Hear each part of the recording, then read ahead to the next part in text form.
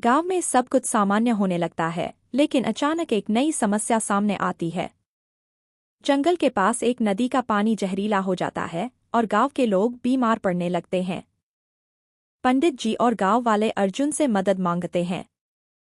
अर्जुन समझता है कि यह महाकाल की शक्तियों का असर हो सकता है, लेकिन वह निश्चित नहीं है।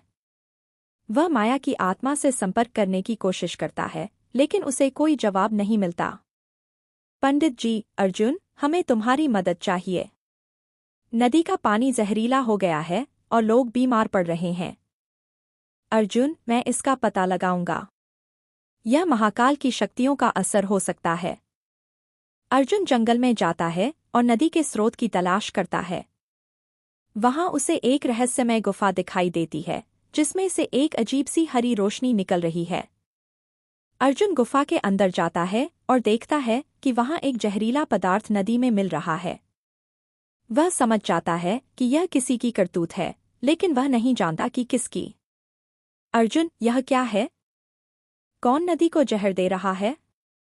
आवाज, तुम्हें यहां नहीं होना चाहिए। अर्जुन गुफा के अंदर एक रहस्यमय व्यक्ति से मिलता है, जो खुद को काली के रूप में पेश करता है। काली महाकाल की पुरानी शिष्या है और वह महाकाल की शक्तियों को वापस पाना चाहती है। वह अर्जुन से कहती है कि अगर वह ताबीज उसे सौंप दे तो वह नदी का पानी साफ कर देगी। अर्जुन मना कर देता है और दोनों के बीच भयंकर लड़ाई होती है।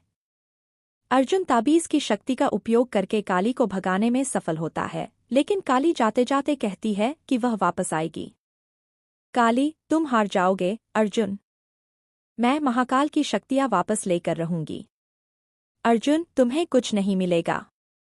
मैं जंगल और गांव की रक्षा करूंगा। अर्जुन गुफा में जहरीले पदार्थ का स्रोत नष्ट कर देता है और नदी का पानी साफ हो जाता है। वह गांव वापस आता है और उन्हें बताता है कि सब कुछ ठीक हो गया है। गांव वाले उसका धन्यवाद करते हैं, लेकिन अर्जुन समझता है कि यह सिर्फ शुरुआत है। पंडित जी, अर्जुन, तुमने फिर से हमारी मदद की है। तुम हमारे हीरो हो। अर्जुन, यह सिर्फ शुरुआत है। हमें और चुनौतियों के लिए तैयार रहना होगा। अर्जुन जंगल के किनारे खड़ा होकर माया को याद करता है। तभी उसे एक रहस्यमय आवाज सुनाई देती है और वह देखता है कि माया की आत्मा एक प्रकाश के रूप में उसके सामने प्रकट होती है। माया, अर्जुन, काली एक बड़े खतरे का संकेत है। तुम्हें तैयार रहना होगा। अर्जुन, मैं तैयार हूँ, माया। मैं जंगल और गांव की रक्षा करूंगा। काली जंगल में वापस आती है और अपनी शक्तियों को बढ़ाने के लिए एक यज्ञ करती है। यज्ञ के दौरान जंगल में अजीब घटनाएं होने लगती हैं। पेड़ों पर काले रंग की लपटें फैलती हैं और आकाश में बिजली कड़कने लगती है। अर्जुन और गांव वाले इन घटनाओं को महसूस करते हैं और समझ जाते हैं कि काली वापस आ गई है। पंडित जी, यह क्या हो रहा है? क्या महाकाल वापस आ गया है? अर्जुन, नहीं, यह काली है। वह महाकाल की शक्तियों को वापस पाना चाहती है। अर्जुन जंगल में जाता है और काली के यज्ञ को रोकने की कोशिश करता है। वहां उसे काली के कई अनुयायी मिलते हैं, जो उसे रोकने की कोशिश करते हैं। अर्जुन ताबीज की शक्ति का उपयोग करके उन्हें हराने में सफल होता है, लेकिन काली यज्ञ पूरा कर लेती है और अपनी शक्तियों को बढ़ा लेती है। काली, तुम मुझे नहीं रोक सकते, अर्जुन। मैं अब और भी शक्तिशाली हो गई हूँ। अर्जुन, मैं तुम्हें रोकूंगा, चाहे कुछ भी हो जाए। अर्जुन और काली के बीच भयंकर लड़ाई होती है। काली अपनी बढ़ी हुई शक्तियों का उपयोग करके अर्जुन को हराने की कोशिश करती है, लेकिन अर्जुन ताबीज और जंगल की शक्तियों का उपयोग करके उसका सामना करता है। लड़ाई के दौरान माया की आत्मा अर्जुन की मदद करती है और वह काली को हराने में सफल होता है। काली गर्जना करती है और जंगल में गायब हो जाती है।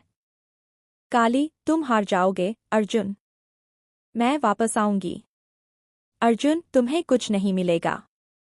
मैं जंगल और गांव की रक्षा करूंगा। अर्जुन गांव वापस आता है और उन्हें बताता है कि काली को हरा दिया गया है। गांव वाले उसका धन्यवाद करते हैं, लेकिन अर्जुन समझता है कि यह सिर्फ शुरुआत है। वह गांव वालों को तैयार रहने के लिए कहता है, क्योंकि और भी चुनौतियां आ सकती हैं। पंडित जी, अर्जुन, तुमने फिर से हमारी मदद की है। तुम हमारे हीरो हो। अर्जुन, हमें तैयार रहना होगा। और भी चुनौतियां आ सकती हैं। अर्जुन जंगल के किनारे खड़ा होकर माया को याद करता है। तभी उसे एक रहस्यमय आवाज सुनाई देती है और वह देखता है कि माया की आत्मा एक प्रकाश के रूप में उसके सामने प्रकट होती है। माया उसे बताती है कि काली का प्रकोप अभी खत्म नहीं हुआ है और अर्जुन को तैयार रहना होगा। अर्जुन, मैं तैयार हूँ, माया। मैं जंगल और गांव की रक्षा करूंगा।